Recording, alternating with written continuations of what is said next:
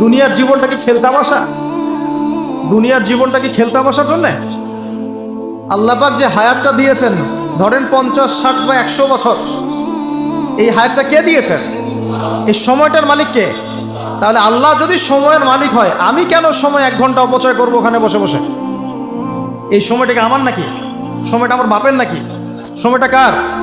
আল্লাহ। আল্লাহর দেওয়ার সময় আমি টিভি সেটের সামনে বসে বসে 1.5 ঘন্টা নষ্ট করে ফেললাম। খেললো 2টা দল আর তালি বাজাচ্ছে, আমি মাশাআল্লাহ। কালকে দেখলাম কক্সবাজার থেকে আসার সময় রাস্তা ব্লক, পুরা একটা দল জিতেছে, পুরো রাস্তা ব্লক, হাঁটা যাচ্ছে না, মিছিল, পাগলের মতো মানুষ মোটরসাইকেল নিয়ে ছুটছে, গাড়ি নিয়ে ছুটছে, সিগারেট খাচ্ছে, আরও যে কি খাচ্ছে, মেয়ে নিয়ে ঘুরছে আর একটা পতাকা নিয়ে ঘুরছে। যে দেশের পতাকা নিয়ে ঘুরছে ওই দেশ জানেও না মনে হয় যে এই দেশে এই আমার সাপোর্টার আছে। হ্যাঁ, আর খেয়াল করে দেখবেন এই আয়োজনগুলো এখন করানো হচ্ছে মুসলিম দেশগুলোকে দিয়ে। মানে মুসলমানদের অবস্থা দেখলে এখন মনে হচ্ছে সুবহানাল্লাহ, যে হারাম একটা কাজকে জায়েজ করার যে কত তরিকা বের হয়েছে এখন।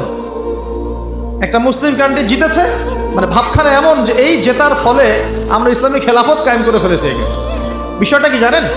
আমাদেরকে এই খেলাধুলার অহেতুক কাজে ব্যস্ত করে দিয়ে ওরা ওদের এজেন্ডা বাস্তবায়ন করছে। দেখবেন যখন যখন রমজান মাস আসে তখন তখন দেখবেন মুসলিম কান্ট্রির উপর নির্যাতন বাড়ে।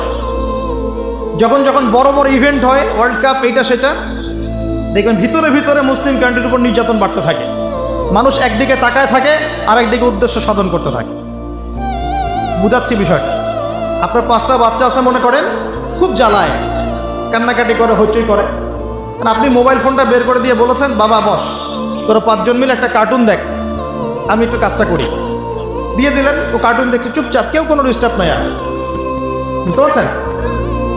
আর এই যে বাচ্চাগুলো কার্টুন দেখছে না, এগুলো হচ্ছে আমরা এখন।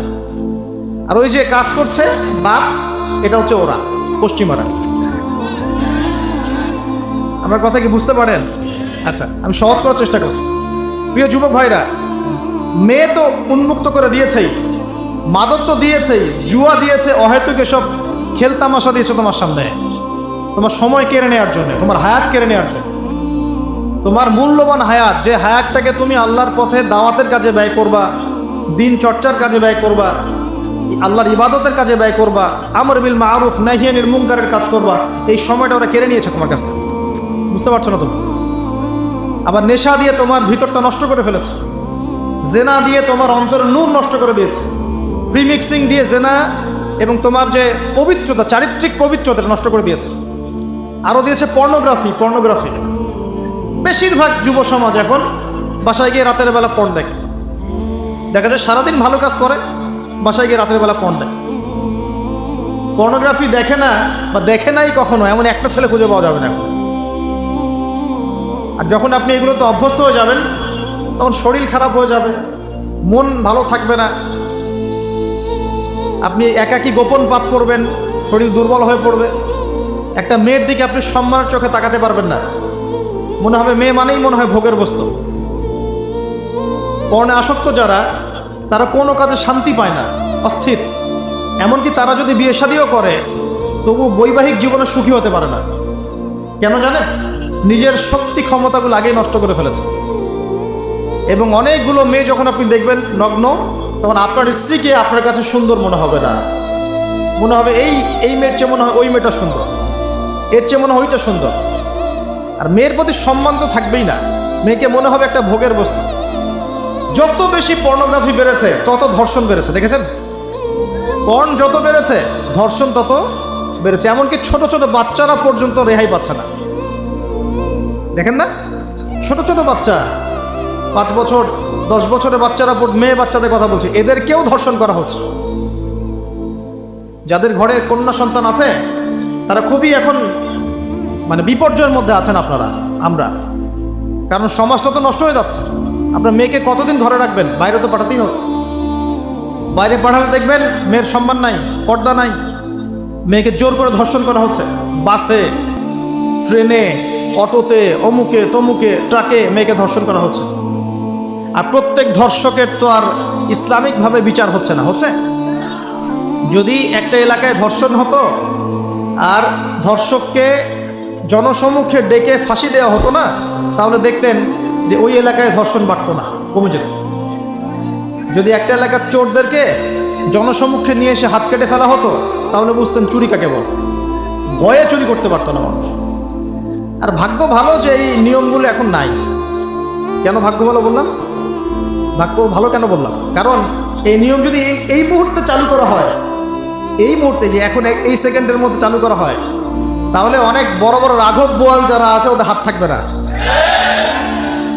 বুঝতে পারছেন না? কেউ চুরি করে সিসকা চোর বলি আমরা, না কি বলেন আপনারা? ছিচকা চোর বলেন। কেউ আছে চুরি করে পুকুর চুরি করে। সিসকা চোরকে ধরতে বলে রাস্তাঘাটে কি মাইকটা দেওয়া হয়, তাই না? মনে হয় যে নিজের শক্তি খাটানোর একটাই জায়গা চোর পিটানো। মসজিদে যদি একটা চোর ধরা পড়ে, কি মাইকটা মারে, খুঁটির সাথে বেঁধে একদম জুতা স্যান্ডেল দিয়ে। আর সামনে যে পুকুর চুরি করে বসে আছে, কিছুই করতে পারতেছে। কি কথা মিথ্যা কথা বলছে? যদি একটা মুসলিম রাষ্ট্রের মধ্যে দুর্নীতি না থাকতো না, মুসলিম রাষ্ট্র বিশ্বকে নেতৃত্ব দিত ইনশাআল্লাহ। যদি কোনো মুসলিম রাষ্ট্রের মধ্যে দুর্নীতিটা না থাকতো না, তাহলে দেখতেন ওই রাষ্ট্র অবশ্যই বিশ্বকে নেতৃত্ব দিত ইনশাআল্লাহ। এমন অনেক অমুসলিম রাষ্ট্র আছে যেগুলো অমুসলিম হওয়া সত্ত্বেও ওদের মধ্যে কোনো দুর্নীতি নাই, জানেন? আল্লাহ পাক আমাদের সবাইকে পরিপূর্ণ মুসলমান হওয়ার তৌফিক দান করুন। দেখেন আল্লাহ পাক বলেছেন, উদখুলু ফিস সিলমি কাফা, তোমরা পরিপূর্ণরূপে ইসলামে প্রবেশ করো। এখন আমি যদি নামাজও পড়ি, আবার ঘুষও খাই, এদিকে রোজাও রাখি, আবার সুদও খাই, আবার এদিকে আমি হজমরাও করি, অন্যের সম্পদ আত্মসাৎ করি, মাপে কমও দেই, মজুদদারি করি ইত্যাদি, আমি কি পরিপূর্ণ মুসলিম? আমি কি উদখুলু ফিস সিলমি কাফার উপর আমল করতে পেরেছি? আর আল্লাহ পাক এখানে বলছেন, ওয়ালা তামুতুন্না ইল্লা ওয়া আনতুম মুসলিমুন, পরিপূর্ণ মুসলমান না হয়ে তোমরা মৃত্যুবরণই করিও না। করলেই সমস্যা। পরিপূর্ণ মুসলমান না হয়ে মারা গেলেই সমস্যা। কি সমস্যা? ওই যে আল্লাহ পাক বলবেন, মান রব্বুক, বলবে লা আদরি, আমি তো জানি না। কারণ পরিপূর্ণ মুসলমান হয়নি তো, আল্লাহর সাথে শিরক করেছেন। আল্লাহ পাক বলবেন, মা দীনুক, বলবে লা আদরি, আমি জানি না। মা দীনুক উত্তর কেমন করে দিতে পারবে? ইসলামের কিছু অংশ মানে, কিছু অংশ মানে না। ইসলামের কিছু অংশ মানে, নামাজ, রোজা, হজ, যাকাত, তাসবিহ, তাহলিল সবই মানে, কিন্তু সুদ ছাড়তে হবে, ঘুষ ছাড়তে হবে, জেনা করা যাবে না, মদ খাওয়া যাবে না, দুর্নীতি করা যাবে না, মানে না।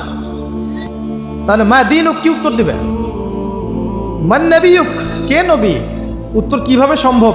নবীর সুন্নতি তো নাই গায়ের উপরে, চেহারায় নাই, কাপড়ে নাই, চলাফেরায় নাই, ওঠা বসায় নাই, ইবাদতে থাকলেও অর্থনীতির মধ্যে নাই, অর্থনীতির মধ্যে থাকলেও সংস্কৃতির মধ্যে নাই, সংস্কৃতিতে থাকলেও সমাজে নাই। নবীর সুন্নত কি খালি ঘরে তসবিহ টেপার মধ্যেই? মানে আমরা খালি সুবহানাল্লাহ সুবহানাল্লাহ পড়বো, এটাই সুন্নত? দাড়ি ছেড়ে দিব, এটাই খালি সুন্নত? টাকনোর উপরে কাপড় পরবো, এটাই কি খালি সুন্নত? সমাজের মধ্যে সুন্নত নাই, অর্থনীতির মধ্যে সুন্নত নাই, ব্যবসা বাণিজ্যের সুন্নত নাই, চাকরি বাকরিতে সুন্নত নাই, পরিবারের সুন্নত নাই, সংস্কৃতির মধ্যে সুন্নত নাই, আর রাষ্ট্রের কথা বললাম না, ওটা বাদ দেন, ওটা এই যুগে সম্ভব না। ইল্লা মাশা আল্লাহ, যদি আল্লাহ পাক না চান। ওইদিকে আমি কথাই বলতে যাচ্ছি না, আমি সমাজ পর্যন্তই আছি, এর উপর যাচ্ছি না। তো প্রিয় ভাইয়েরা, যুবক ভাইদের কথা বলে আমি সামনে যাব। 1 নাম্বার কি বলেছি, তোমরা সতর্ক থাকবে মেয়ে থেকে। কি থেকে? মেয়ে থেকে 100 হাত দূরে। 100 হাত মানে আমি বলি, পরামর্শ দেই,